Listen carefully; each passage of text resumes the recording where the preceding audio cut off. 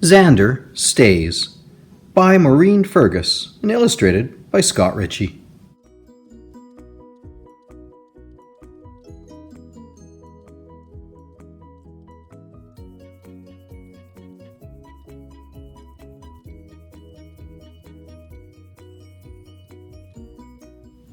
For Zander and the other geese, every autumn it was the same old thing. Close down the summer home, pack up the suitcase, fly south for the winter. One autumn, Zander decided to do something different. "I'm going to stay," he announced. In the days that followed, Zander said goodbye to his friends and the rest of the summer birds. He jumped in leaf piles, raced the wind, and took sunset walks along the lakeshore. He was often alone, but he never felt lonely.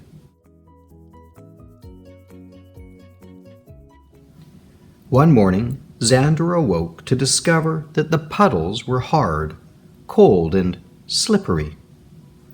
"They've turned to ice," explained the squirrel. "That means winter will be here soon." "What should I do to get ready?" asked Zander. "Collect and store nuts," said the squirrel. Zander raced around gathering nuts until he remembered that he didn't like nuts. "I don't think collecting and storing nuts is right for me," he said. "I'm going to ask the other creatures what they think I should do."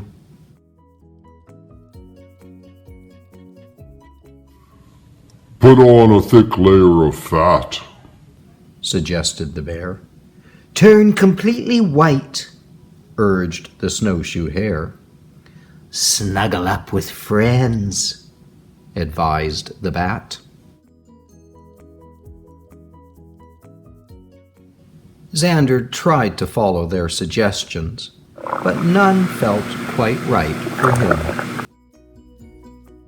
As he sat wondering what to try next, something amazing happened.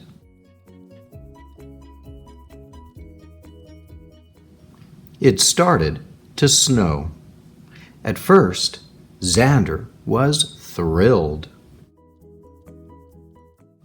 "Woohoo! Woo! Ha-ha!" Then he noticed that he couldn't feel his wingtips. And when he turned to ask the other creatures what he should do, he discovered that they had all vanished. He was on his own. As winter tightened her icy grip on the land, Zander faced one hardship after another. Just when he started to feel like giving up, a miracle happened along. The little girl carried Zander back to her den. It was very cozy, and no one suggested that he collect nuts or stuff himself or hang upside down or change color. Zander had finally found a northern animal whose winter adaptations were a perfect fit. So he decided to stay.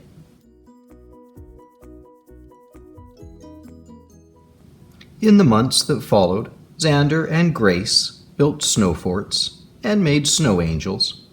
They went tobogganing, skiing, and snowshoeing.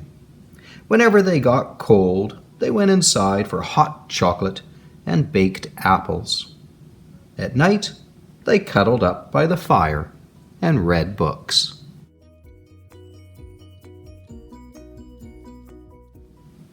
Eventually, the days grew longer and warmer. The snow melted, and the spring flowers awoke. One morning, Zander and Grace heard a distant but oh so familiar sound. Zander told his friends the spellbinding tales of his hardships and adventures.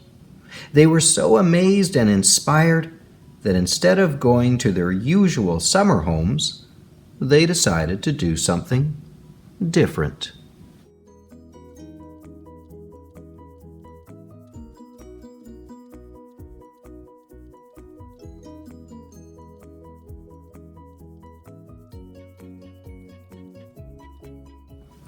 Well, here we have some author's notes. Creatures use many clever adaptations to survive the winter. In the fall, bears eat and drink almost non-stop, and when winter comes, they will hibernate in their dens for up to 6 months, living on the fat they have stored up. Hibernating animals curl up in a safe place and stay there until winter ends. They barely breathe, and their body temperature can drop to almost 0. Bats have all sorts of choices in the winter. Some migrate, some hibernate by themselves, and some hibernate with friends. Migration.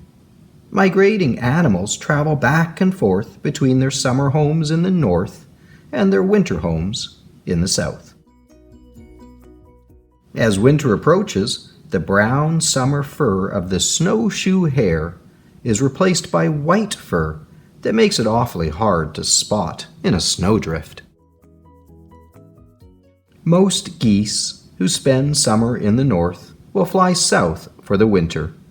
It is a very long journey, but if the wind is behind them, they can fly more than 1,000 miles in a single day. Some humans fly south for the winter, but most count on the shelter of their homes and put on hats, mitts, boots, and coats when they spend time outside enjoying wintry fun.